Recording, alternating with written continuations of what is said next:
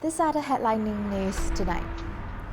Jelajah Sarawak, a journey to bring the Sarawak Governor closer to the Rakyat. Sarawak Media Conference set to become an annual event. Sarawak Government amends laws to allow private sector participation in power generation. Assure global warming threshold below 1.5 degrees Celsius.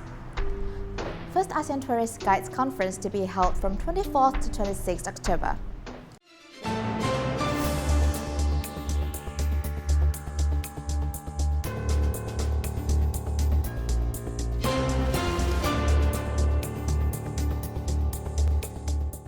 Good evening. The Governor of Sarawak, Tun Pehin Sri Dr. Wan Junaidi Tuanku Jaafar, will embark on a series of tours across the state which aimed at getting closer to the people. Deputy Minister in the Sarawak Premier's Department, Corporate Affairs, Information and UKAS, Dato' Abdullah Saidal, said that this Jelajah Sarawak, or tour across Sarawak, will further highlight Tun Pehin Sri Dr. Wan Junaidi's compassionate and caring nature towards the Rakyat. Tentang keinginan beliau untuk acara seterusnya dalam jelajah untuk merapatkan untuk mengetahui jelajah rakyat sebagainya yang kita akan rancangkan supaya masyarakat Sarawak mengetahui lebih dekat tentang personality Tuan Yang Utama baru kita. He made these remarks when met by reporters after a courtesy visit to Tun Pehin Sri Dr. Wan Junaidi at the Astana Negeri Sarawak on Thursday. Dato' Abdullah added that the Sarawak Governor has expressed his enthusiasm to visit all parts of Sarawak, especially the interiors. Tuan Utama Tun was very excited about the idea, especially visiting the rural areas. Sebab dia rasakan bahawa kedudukan beliau sebagai head of state kepada semua kaum, dan dia menasihat kami bahawa antara perkara yang harus dijaga ialah yang unik di Sarawak ialah perpaduan kita, and he want to portray himself to be a leader of all races and pastikan perpaduan kaum ini kekal menjadi ciri utama Sarawak. Meanwhile, during the courtesy call, Dato' Abdullah also formally invited Tun Pehin Sri Dr. Wan Junaidi and his wife, Toh Puan Fauzia Muhammad Sanusi, to attend the dinner reception in conjunction with the National Journalist Day, Hawana, on 26 May, which will also be attended by Prime Minister Dato' Sri Anwar Ibrahim, and Sarawak Premier Dato' Patinggi Tan Sri Dr. Abang Abdul Rahman Zohari, Tun Dato' Abang Openg. In other developments, Dato' Abdullah said that the Sarawak Media Conference SMAC 2024, held for the first time this year, is proposed to be an annual event. According to him, SMAC 2024 will take place during the Hawana celebration from the 25th to 27th May. He mentioned that the conference is also an initiative to ensure that media practitioners move in tandem with the Sarawak government. Tetapi kita mengambil kesempatan sempena Hawana ini, kerajaan negeri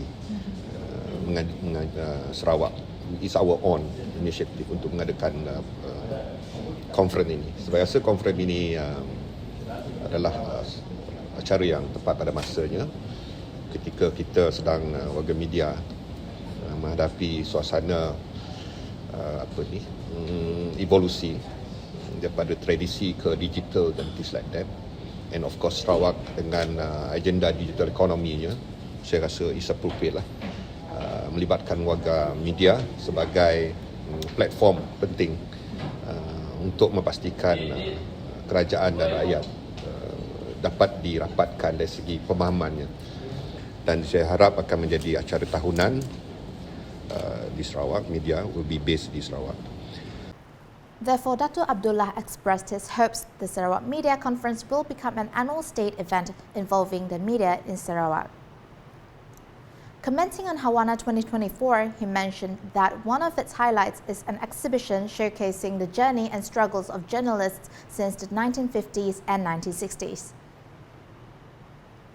Furthermore, several awards will be presented, including the Tokoh Wartawan Award, along with other significant events such as the opening ceremony and dinner reception. The Sarawak government has amended relevant laws to allow the private sector to participate in power generation activities in the state. Sarawak Premier Datuk Patinggi Tan Sri Dr. Abang Abdul Rahman Zohari Tun Datuk Abang Openg stated that Sarawak Energy Berhad (SEB) will play a major role in facilitating energy supply through this private generation initiative. SEB is a main agency that develop energy, walaupun power generation can be done by private sector, tapi dia Sarawak Energy will be, though maybe minor equity holder, but compliance done by SEB. Tapi mereka boleh membekalkan power sama ada musik solar. Also the power generation yang saya sebutkan tadi, ini akan menambahkan pengeluaran tenaga kepada main grid, where SEB is the sole power single buyer. He made these remarks while speaking at the SEB Ramadama Aidilfitri event at the Menara SEB in Kuching on Thursday. The Sarawak Premier added that the legislative aspects which have been made and amended could help shape Sarawak's future in developing renewable energy. Datuk Patinggi Abang Zohari also informed that he will visit Bangkok, Thailand, soon to share insights on energy development from Sarawak's perspective. I have the opportunity to share with people in Europe, in Poland, and inshallah on the 18th I'll be sharing again in Bangkok on the energy development from Sarawak perspective, especially during this period of transition from fossil fuel to renewable energy. Alhamdulillah, pandangan kita pun dapat kita kongsi dengan orang luar. So when I go there, I present Sarawak and I present SEB. Meanwhile, when met by reporters after the event, Datuk Patinggi Abang Zohari urged Sarawakians to also play a role in limiting global warming to 1.5 degrees Celsius, which is a critical threshold to prevent disasters. He stated that if carbon emissions are reduced below the 1.5 degrees Celsius global warming threshold, sea level rise will not occur. Saya tahu nak baca you ya. The one is based on the certain assumption. I takut one panic. Sebenarnya assumption tu is variable. When you ada improve in terms of mitigation of carbon emission, panasnya dapat kita kurangkan within the 1.5 degrees, it will not happen. But at the moment yang kita takutnya above 1.5. Jadi air akan bikin panas. Kanya panas, coral reef mati, ikan mati. And then the rising of water level. Ya, that's why you have to look at the assumption. I takut one penny. Kadang-kadang It may not happen. It may not. It's the culture of science. That's why we play our role to make sure that we must have certain limit in the rising of temperature, which to the scientists should be below 1.5, maximum is 1.5. Kineto, last year the hottest month, 1.45. Jadinya 0.5 saja, 1.5. Jadi kita tu dah ada pesannya, untuk saya negara Vietnam, ikan mati. Gitu. Bangladesh also say, nampaknya that area yang pun temperature now 42 degrees. Commenting on a viral post on social media that Kuching is among the major cities in Malaysia that could potentially disappear from the map and be below sea level by the year 2050, the Sarawak Premier also urged the people not to panic, as the statement is based on assumptions that can change at any time. The first Asean Tourist Guides Conference will take place at the Imperial Hotel Kuching from the 24th to 26th October 2024. The conference, organised by the Sarawak Tourist Guides Association, carries the message togetherness in tour guiding excellence, focusing on a collaborative approach to enhance travel experience and ensuring a stronger future for tourist guide communities within the Association of Southeast Asian Nations. Sarawak Minister for Tourism, Creative Industry and Performing Arts, Dato Sri Abdul Karim Rahman Hamzah, emphasized the vital role that tourist guides play in connecting visitors with the culture and heritage of destinations.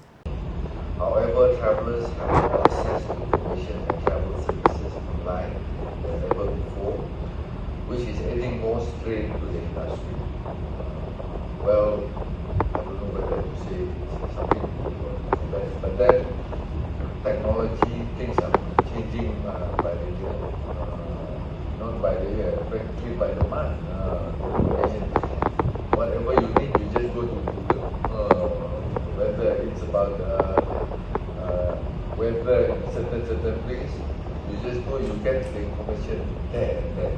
This is also a big challenge to the tourist guide industry because there might be many, especially those who come in, just one or two travellers, they might not need tourist guide because they rely everything on the internet information. He said this in a press conference in Kuching on Thursday.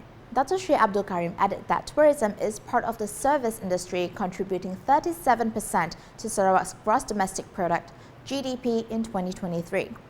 He further explained that the state's tourism sector had generated 9.99 billion ringgit in tourism receipts last year, which is a growth of 101.41%. And that's the English edition with me, Jocelyn. More news can be found in our official portal, ukas.sarawak.gov.my, and social media platforms including Facebook and YouTube. A montage of the Sarawak Energy Berhad Ramadama Aidil Fitri event, which was attended by the Sarawak Premier in Kuching on Thursday, ends the bulletin tonight. #Saluran Informasi Rakyat. Have a good night.